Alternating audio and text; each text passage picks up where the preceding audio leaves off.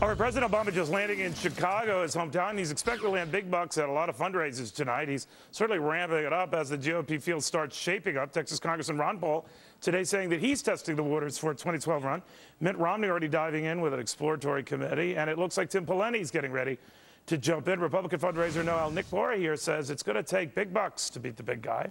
I guess $1 billion bucks, because that's how much a big guy could raise. Isn't that funny? Obama is preaching, you know, don't spend more than you have, and it's a recession, and it's $1 billion price tag. Think about that. Where did they come up with that number? Is that you know true? what? That's as a fundraiser, I think that is astronomical, but it's not all in his campaign, and I think a lot of people don't understand that. A lot of people watching your show are thinking $1 billion. They're going to raise $1 billion from all these donors. A lot of it is funneled into the Democratic National Committee, the DNC. A lot of the Republican donations will be funneled through the RNC. But so funneled just like, for the presidential effort, or yes, to seize the House and or No. It's just for the presidency. Yeah, I mean, there are specific accounts set up for that. Just like this fundraiser that he's doing in Chicago. Some of it's going to go to the DNC. It was already announced. Okay. So he has certainly the financial advantage, always being president helps. Yeah. But you're close to the money types. You're one yourself. I mean, obviously you're hearing more confidence that Republicans can raise money. I always think guys like you, folks like you, your money and giving is dictated by polls. Yes. Oh, well, really? I mean, here's how I thought that was a charge you would just say, no. I like no, it is. But in other words, it's a poll like for McCain. The polls started looking bad, and then it looked like he was a disaster. Then I think the money dried up. Just like I remember being, you know, where was the Republican convention last year? Thanks. I don't even know. Well, I mean, Neil, but I remember when Sarah Palin was chosen. Yeah.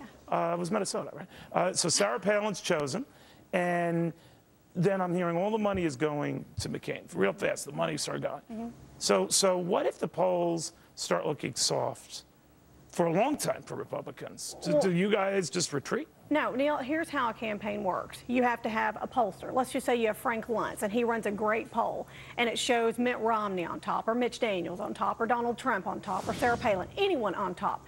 I take those figures, and that's how I sell. Do you want to buy into a candidacy that is low on the poll? Are you going to give to, let's just say Tim Pawlenty is running number 8, Rick Santorum number 10. Are you really going to give a lot to this campaign looking at number 10? You're in it to win it. So yeah, you but a want lot of number Kentucky 1, 2, 3, Derby 4. winners, there were 10, 21 odds.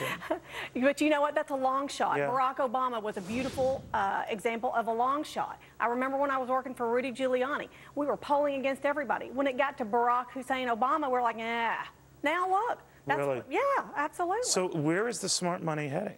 Well, you know what? Everything is really weird right now. I have noticed that there are a lot. Mitt Romney right now, big front runner. He just had a fundraiser with a bunch of bundlers, and a bundler is a guy that gets a bunch of money together and gives it to the campaign. He had about 100 bundlers here in the city of New York. Lou Eisenberg, one of the big up here in New York, and was quoted in the New York Times saying, you know, we are behind him and ready to go. So he is the presumed front runner, as was John McCain until he peaked and troughed. You know, I know that's inexact, but that doesn't surprise me.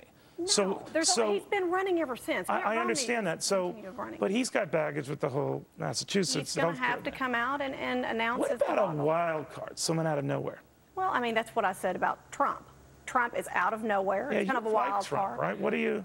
You know, in order for Trump to have validity in his campaign, he needs to hire a known pollster, Frank Luntz. He needs to hire someone good like about me. Frank Luntz is he could beat it out of people. Yeah. You ever see in those polls? He's good. You agree with me, right?